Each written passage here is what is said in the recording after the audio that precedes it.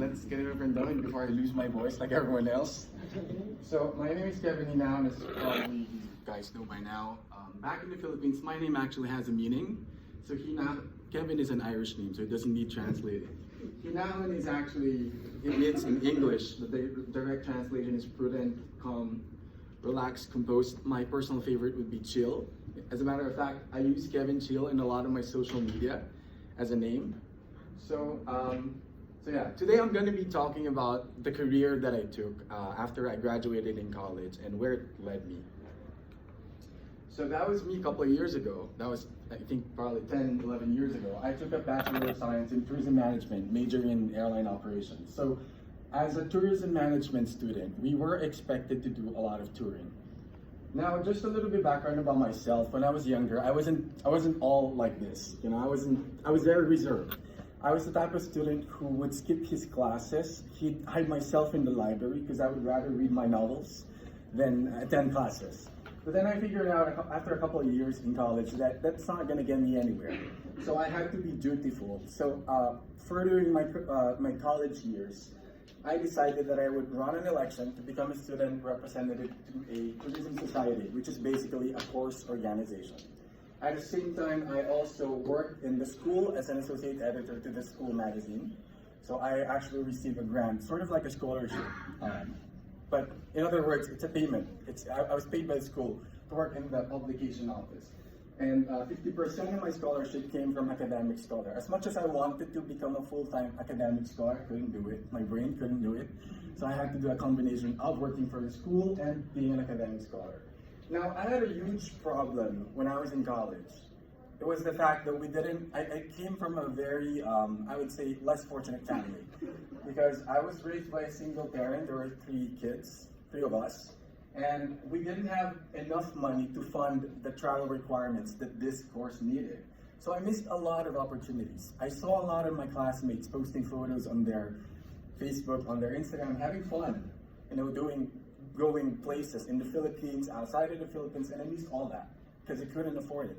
So I promised myself that when I graduate, it was a pact with myself that when I graduate, I would go to all these places. On my first year of working, I will do everything in my power, my money and all that, to be able to go to all these places. So the next year, right after graduation, I landed in a very good company. It was called the Destination Management Company. Now, my career progression was actually pretty quick. I was very lucky. Well, I wouldn't say very lucky because I worked really hard. So I started as operations coordinator to becoming operations executive, and then sales and marketing manager eventually. So my role, and you guys probably heard this the first time, Destination Management Company. It's like a travel agency, but a lot more than that. So if anybody wants to go to the Philippines and would have a requirement, whether that's a hotel, a transfer, a program, or if they want to meet the president, we are a full-service incoming tour operator. So we basically do everything for our clients.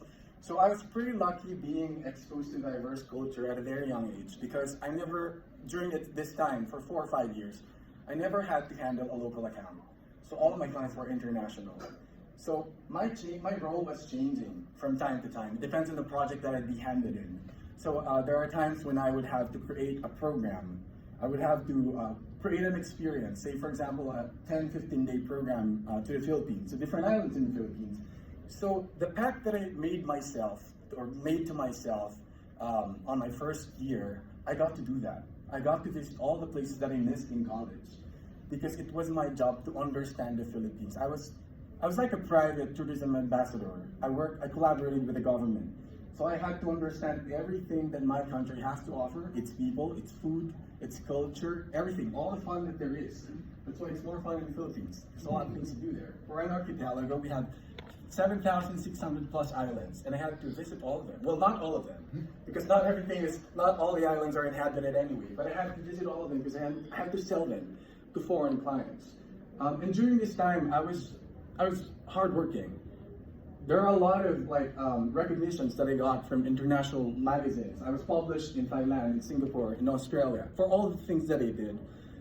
For example, in Australia, I was awarded for an inspirational award for a program that I designed for an international gathering in Manila. So I was all that when I was in this job.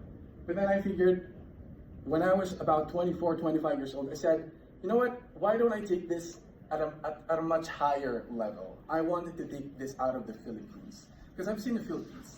I got so used to it. You know, it kind of got boring after a while, right? So on my next couple of years in my career, so that was me in the Philippines. These are all the places I promised myself I'd go to on the first year after graduation, feeling deprived of the opportunity that I lost.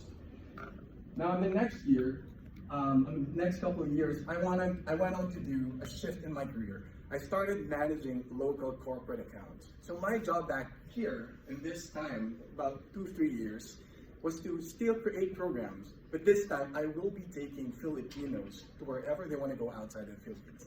So the sky's the limit.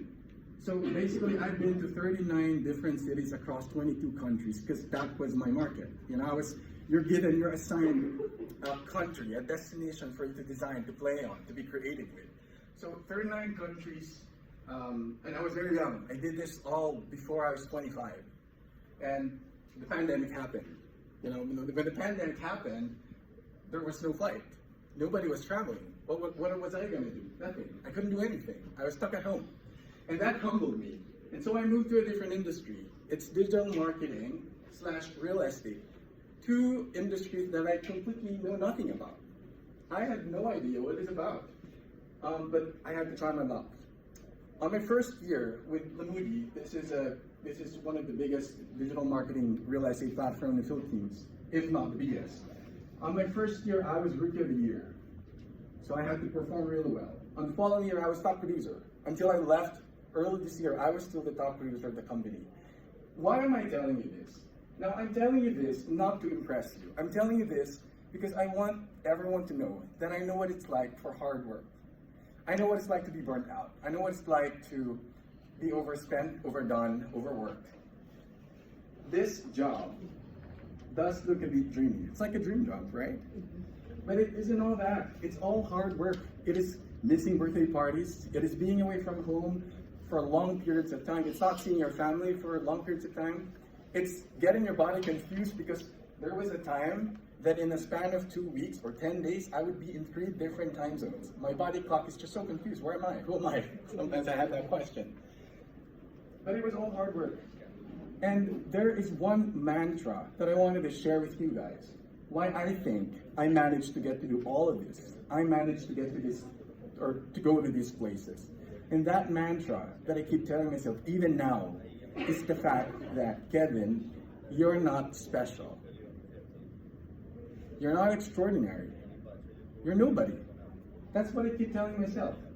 And I think the reason why I keep succeeding in the things that I venture into was because of the fact that I keep hearing that voice. Kevin, you're not special.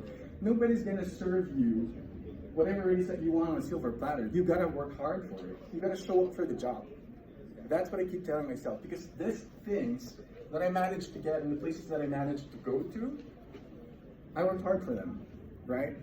And all the perks, all the parties, it's rubbing elbows with politicians, with celebrities. I think one of my favorite ones was when I had dinner with the president of World Trade Center in New York. That for me was one of my biggest achievements. Share a dinner table with his family and staging events where I had to invite Hollywood celebrities. So it was all that. But I don't carry that with me. I don't carry that with me because I know that those perks and parties and fun, that's because of the role that I did. So now that I'm starting again from scratch, I'm not entitled. I don't let that sit in my head. Because if I do that, then, you know, I would just be arrogant. I would think like, I don't have to do this, I don't have to do that, I don't have to collaborate with any of you. Because I've been to a lot more places, I've seen a lot, I've experienced a lot. But the voice that I keep hearing myself, I keep telling myself is the fact that, Kevin, you're not special. You've got to show up for the job. You've got to do the job because nobody else will do it for you. So that's my mantra. So as a new member of the company, that's what I also want to share to everybody. I will be a great asset to the company. When I tell you that I'm hardworking, that I'm dependable, I'm reliable, it's proven and tested, right? So Kevin Chill, was I chill at all? No, I wasn't chill at all. That was very opposite of who I was. I couldn't live by my name, but now that I'm here in Canada and I'm starting again, maybe not from scratch, absolutely not, but starting again because we're back to board game, or back to the board. This is the only time that I get to lead by my name. Kevin Shields in Canada, okay? Thank you.